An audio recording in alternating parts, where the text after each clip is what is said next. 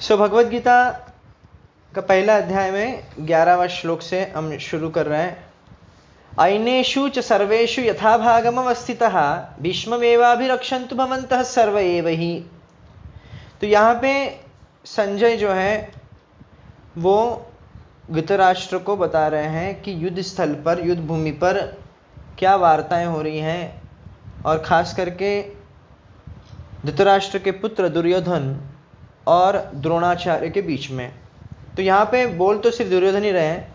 तो पहले पांडवों की सेनाओं के बारे में बताते हैं, कौन कौन उनकी सेना में, फिर अपनी सेनाओं के बारे में बताते हैं, फिर आखिर में कहते हैं कि भीष्म द्वारा जो पांडवों की सेना रक्षित है वो पर्याप्त है, लिमिटेड है, उनका स्ट्रेंथ जो है लिमिटेड है, और भीम द्वारा, और भीष्म द्वारा जो उनकी सेना अथवा कौरवों की सेना जो रक्षित है वो अनलिमिटेड है उनका स्ट्रेंथ, ऐसे उनका कहना है।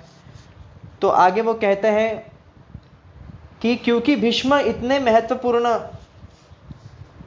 है कौरव की सेनाओं में, इसलिए पूरा सपोर्ट भीष्म को देना चाहिए। ऐसे नहीं कि द्रोणाचार्य को, वो दुर्योधन कुछ भी रिस्क नहीं लेना चाहते कि कहीं द्रोणाचार्य को ये ना लगे कि भीष्म उनसे इंपॉर्टेंट है, या भीष्म को ये ना लगे कि द्रोणाचार्य उनसे इंपॉर्टेंट, इसलिए सभी को कोऑपरेशन करना है, कंपटीशन नहीं। तो ये दुर्योधन अपने राजनीति स्टाइल में कह रहे हैं कि सपोर्ट करना है किसको, भीष्म पितामह को, कि अपने अपने स्थान पर रहते हुए भीष्म जैसा कहेंगे वैसा करना है। तो all of you must now give full support to grandfather Bhishma as you stand at your respective strategic points of entrance into the phalanx of the army. तो तात्पर्य में श्रील प्रभुपाद कह रहे हैं कि after praising the prowess of Bhishma, further considered Duryodhana that others might think that they had been considered less important. ऐसे लगता है कि भीष्म ही सब कुछ है, बाकी कुछ है कि नहीं। No, but he is being so diplomatic that he tried to adjust the situation in the above words. Okay, he emphasized that Bhishma Dev was undoubtedly the greatest hero, but because he was an old man, so everyone must specially think of his protection from all sides. ऐसे नहीं कि पीछे से उनको कोई पांडवों की सेना में से कोई उनको परास्त कर ले, तो इसलिए सपोर्ट चाहिए, प्रोटेक्शन देना चाहिए। So it was important that all other heroes not leave the strategic points. So being diplomatic, Duryodhan is trying to adjust the situation, और पूरा उनको विश्वास है कि भीष्मदेव और द्रोणाचार्य का अगर सपोर्ट मिलेगा तो वह पांडवों पर विजय प्राप्त कर सकते हैं। So because he very well knew that they did not even speak a word when Arjun's wife Draupadi in her helpless condition appealed to them for justice while she was being forced to appear naked in the presence of all great generals in the assembly. अभी भी faith है दुर्योधन को, क्योंकि जब भरी सभा में द्रौपदी को इंसल्ट किया गया था तभी भीष्म और द्रोणाचार्य चुप बैठ गए थे। तो अब भी मुझे सपोर्ट कर सकते, ये विश्वास दुर्योधन को है। यहाँ तक कि जब गैम्बलिंग परफॉर्मेंस भी किया गया था, जब जुआ भी खेला गया था, तभी भी द्रोणाचार्य और भीष्म चुप बैठ गए थे। श्लोक क्रमांक 12। तस्य संजनयन हर्षम कुरु वृद्धः पितामहः सिंहनादम विनिदोच्चैः शंखम दद्मौ प्रतापवान। फिर यह सुनने के बाद, यहाँ पे भीष्म भी सुन रहे हैं, ऐसे नहीं कि भीष्म नहीं सुन रहे, भीष्म भी सुन रहे हैं।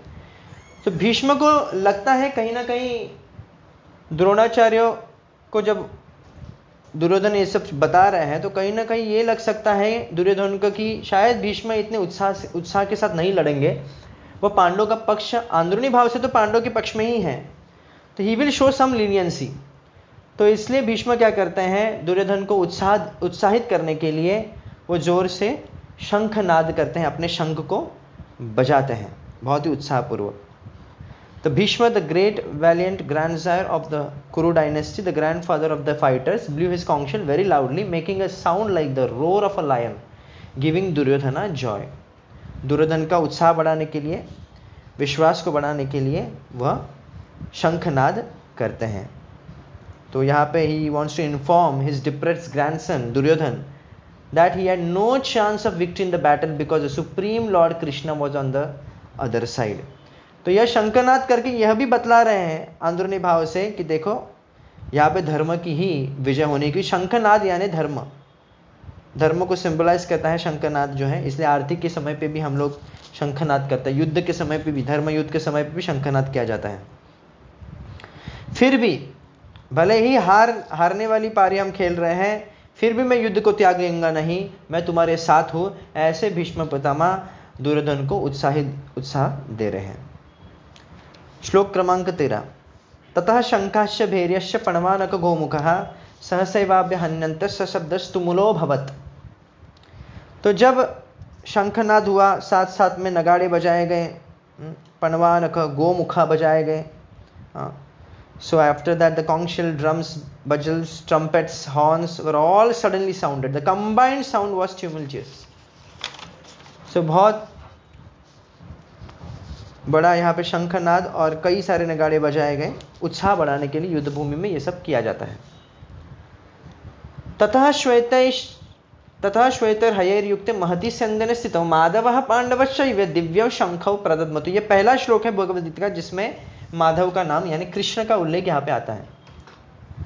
भगवान कृष्ण का यहाँ पे वर्णन किया गया है कि दूसरे पक्ष में, अभी इस पक्ष का यानी कौरव के पक्ष का जो शंखनाद, उसके बारे में वर्णन किया, सिर्फ एक श्लोक में वर्णन कर दिया।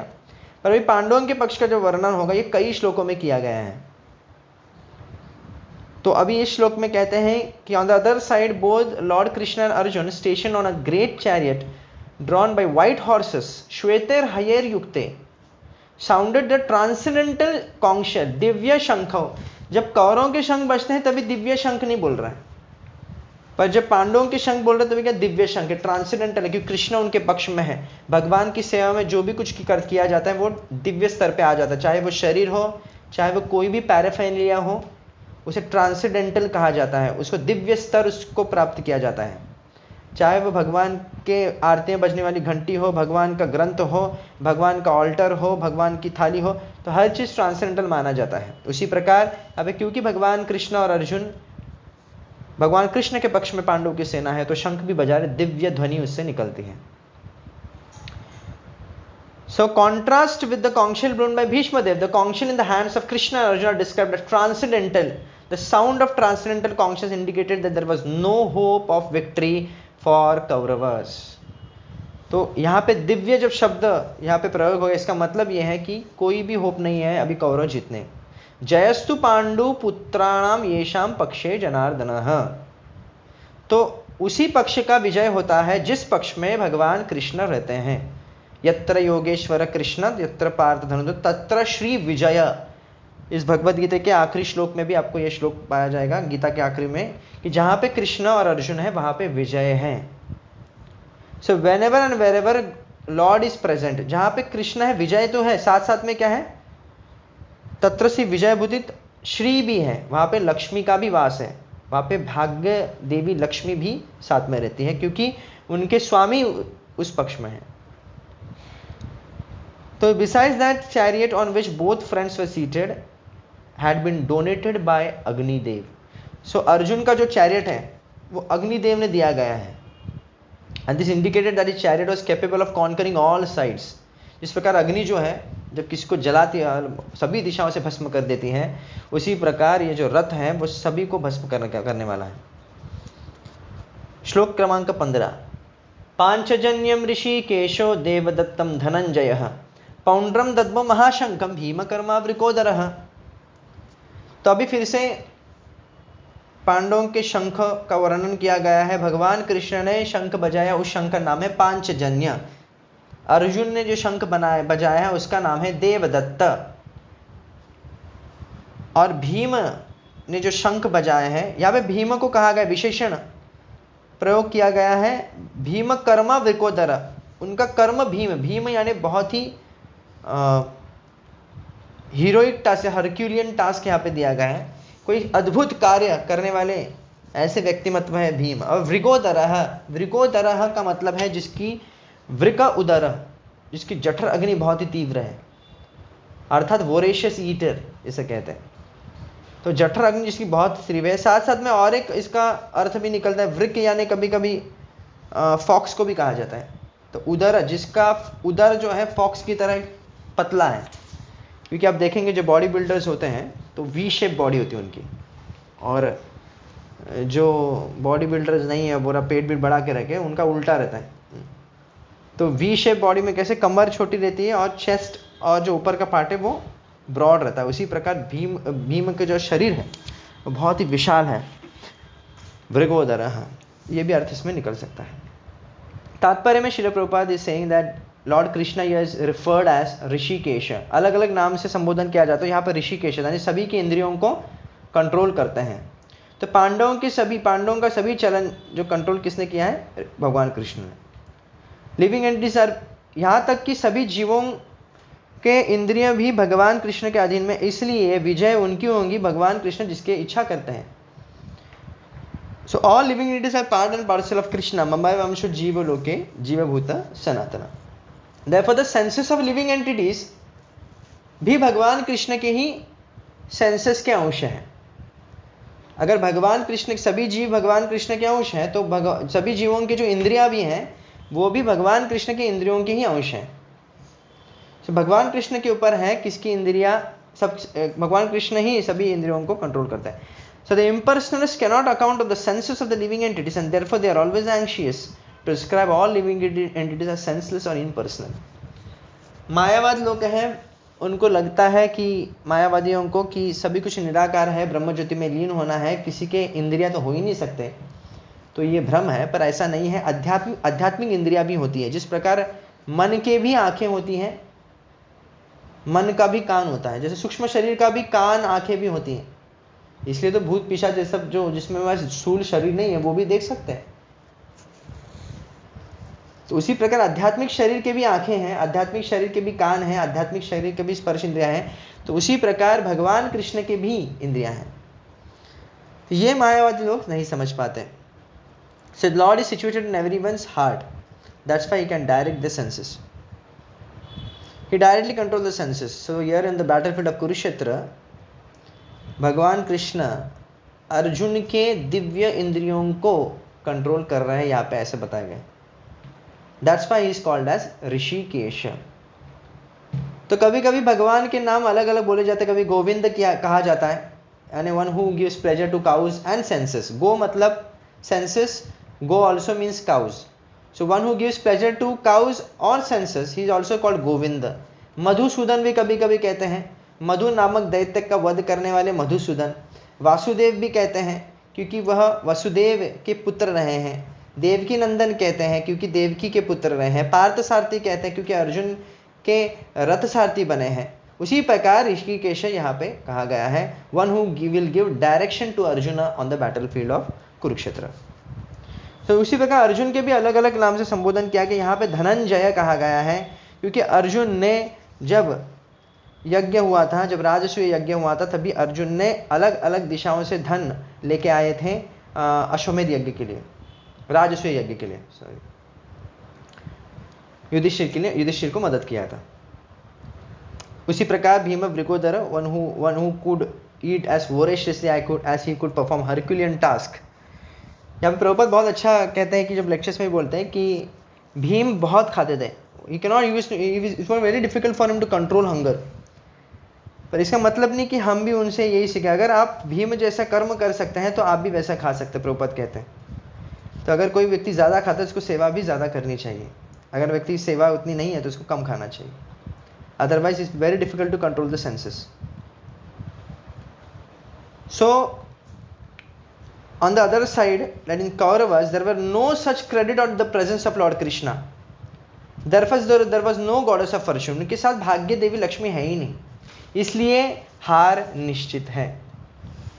So here we have completed from 11 to 15 verses.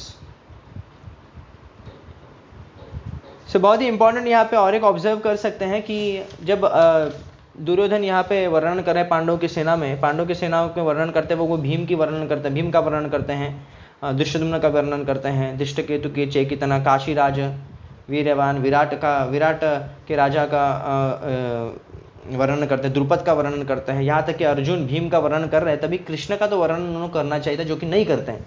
इसका मतलब दुर्योधन को इतना भी समझ नहीं थी कि जो कृष्ण है भले ही पार्थ सारथी हैं, उनके हाथ में अस्त्र शस्त्र नहीं है, तो बिना अस्त्र शस्त्र का उन्होंने कई असुरों का वध किए हैं जब वृंदावन में थे। सिर्फ इच्छा मात्र से वो असुरों का वध करते थे, एक मुष्टिक प्रहार से वध करते थे, तो उतना तो उनको इंपॉर्टेंस देना चाहते। कृष्ण कम से कम अर्जुन से थोड़े बड़े तो है, प्रभावशाली तो है ही, तो उनको कैसे कंट्रोल किया जाए इसके लिए कोई नीति नहीं अपनाते। इसलिए दुर्योधन का यह विश्वास कि कृष्ण कुछ नहीं करेंगे, यह भी एक विनाश का उनका कारण बन गया है कि भगवान कृष्ण पर उनको श्रद्धा ही नहीं है। ओके, सो ये एक है। और आगे बढ़ते हैं 16 to 18 हम वर्सेस लेते हैं। सो 16 से 18 जो श्लोक है वो इस प्रकार, अनंत विजय राजा कुंती पुत्रो युधिष्ठिरः नकुलः सहदेवश्च सुघोषमणि पुष्पकौ काश्यश्च परमेश्वासः शिखंडी च महारथः दृष्टद्युम्नो विराटश्च सात्यकी पराजितः अपराजितः द्रुपदो द्रौपदेयाश्च सर्वशः पृथ्वीपते सौभद्रश्च महाबाहु शंखान दधमुः पृथक पृथक। तो अनंत विजय नामक जो, जिस प्रकार हमने पहले जाना कि पांचजन्य भगवान कृष्ण का शंख है, देवदत्त धनंजय ने अर्जुन का शंख है, और पौंड्र शंख है भीम का, उसी प्रकार आगे भी शंख के जो नामावली है कि अनंत विजय जो शंख है वो युधिष्ठिर महाराज का है, और नकुल का जो शंख है सुघोष है, और सहदेव का शंख है मणिपुष्पकव है। ओके, इस प्रकार शंखु के नाम है। So the great archer the king of Kashi, Kashiraj, okay, और शिखंडी, दृष्टद्युम्न, विराट, सात्यकी, द्रुपद और द्रौपदी यानी द्रौपदी के पुत्र और बाकी सभी लोग, वह सभी लोग जो सुभद्रा के भी पुत्र, वो सभी ने अपने अपने शंख नाद किए, शंख बजाए और जोर से बजाए, बहुत उत्साहपूर्वक, और सभी में एक उत्साह था सभी लोगों में। और इसका प्रभाव क्या होता है हम आगे के श्लोकों में समझेंगे। 19वें श्लोक में, सघोष धाता राष्ट्राणाम हृदयानि व्यदारयत नभश्च पृथ्वीं चैव तुमुलो व्यनुनादयन्। पांडवों ने जिस प्रकार इस उत्साह से शंखनाद किया, उससे पहले क्या हो गया, पूरा आकाश, पूरा धरती पूरी तरह हिलने लगी, पूरी तरह वाइब्रेट होने लगी, और साथ साथ में धृतराष्ट्र के जो पुत्र थे उनके जो हृदय हैं वो विदीर्ण हो गए। जब कौरवों ने शंख बजाए तभी पांडवों के हृदय विदीर्ण नहीं हुए। भले ही अक्षौणी सेना के मामले में पांडवों की सेना कम मात्रा में थी, वैसे देखा जाएगा तो नंबर के हिसाब से पांडवों को तो हारना चाहिए, पर फिर भी पूरा विश्वास है कृष्ण के ऊपर, और इसलिए पूरे उत्साह के साथ वो शंख बजाए। और इससे क्या होगा, उनका उत्साह देखकर जो कौरवों के जो सेना के जो लोग हैं उनके हृदय पूरा विदीर्ण हो गया। और why so much confidence Pandavas have? They have confidence not in their own prowess but in Lord Krishna. So one who takes shelter of Supreme Lord has nothing to fear. Srila Prabhupada is saying in his purport, even in the midst of greatest calamity, कितने भी provoking situation आने, कितने भी दुखदाई हमको situation से उभरना पड़े, फिर भी अगर भगवान कृष्ण पर किसका विश्वास है, श्रद्धा है और पूरी शरणागति है, तो वह सभी सिचुएशन से, सभी प्रॉब्लम से उभर सकता है, उसको अभय प्रदान करेंगे भगवान कृष्ण। इससे हमको सीख मिलती है। श्लोक क्रमांक 20 जो है, अथ व्यवस्थितान् दृष्ट्वा धातराष्ट्रान् कपिध्वजः प्रवृत्ते शस्त्र संपाते धनुरुद्यम्य पांडवः ऋषिकेशं तदा वाक्यम इदमाह महीपते। तो at that time Arjuna the son of Pandu seated in the chariot bearing the flag marked with Hanuman took up his bow and prepared to shoot his arrows. O king, after looking at the sons of Dhritarashtra drawn in military array, Arjuna then spoke to Lord Krishna these words. तो यहाँ पे अर्जुन पूरी तरह तैयार युद्ध करने के लिए, उनकी ध्वजा में हनुमान जी का चिन्ह है। ये बहुत इंपॉर्टेंट है कि जब भी कोई हम जो धार्मिक व्यक्ति हैं, जब कोई इम्पोर्टेंट कार्य करने के लिए प्रारंभ करते हैं, वो पहले अपने गुरुजनों को स्मरण करते हैं अथवा आचार्यों को स्मरण करते हैं। आप देखेंगे मैंने कई लोगों का ऐसे इंटरव्यूज़ देखे थे जिसमें जो या सिंगर्स है या स्पोर्ट्स पर्सन है, जब भी वो खेलने जाते हैं या कभी अपने परफॉर्मेंस देने जाते हैं, तो वो स्मरण करते हैं, अपने गुरु को स्मरण करते हैं, अपने आचार्यों को जो जिन्होंने उनको सिखाया है, जिन्होंने उनको हेल्प किया है, उनके बारे में स्मरण करते हैं, भले वो व्यक्ति हो या नहीं हो वहाँ पे। उसी प्रकार यहाँ पे ये संस्कृति है कि हम अर्जुन प्रीवियस आचार्य को स्मरण करते हैं, और उसका चिन्ह कहाँ पे, उनका जो उनके आचार्य के चिन्ह है उनकी ध्वजा पर और हनुमान जी, क्योंकि जिस प्रकार हनुमान जी ने योगदान दिया था श्री राम जी के राम और रावण के युद्ध में। श्री राम जी का जब युद्ध था रावण के साथ, उस समय पे ये अपना योगदान दिया था और Ram ji emerge there victorious, and उसमें बहुत बड़ा कंट्रीब्यूशन हनुमान जी का भी था। उसी प्रकार अर्जुन चाहते हैं, कामना करते हैं कि वह भी एक ऐसा योगदान दे इस युद्ध में और भगवान कृष्ण को तुष्ट करे, भगवान कृष्ण को संतोष पहुंचाए। So lord Krishna is Ram himself here, and when Ram is here obviously there will be Sita as well as there will be Hanuman also. तो भगवान कृष्ण जहाँ पे, वहाँ पे हनुमान भी है, सीता भी है, लक्ष्मी देवी भी उपस्थित हैं। तो दोनों भाग्य भी अर्जुन के साथ है और आचार्य भी अर्जुन के साथ है। जब भगवान की हम सेवा करते हैं, आचार्यों का आशीर्वाद जो है अपने आप अपने ऊपर आता है। So all good counsel was available to Arjuna in the matter of executing the battle in such auspicious conditions arranged by the Lord for his eternal devotee lay the signs of assured victory. Okay, इससे कोई संदेह नहीं कि अर्जुन की विजय निश्चित होगी। आचार्यों का आशीर्वाद है, भाग्य लक्ष्मी माता अंतरंग, भगवान की अंतरंग शक्ति लक्ष्मी का भी आशीर्वाद है, साथ साथ स्वयं भगवान कृष्ण का भी साथ है।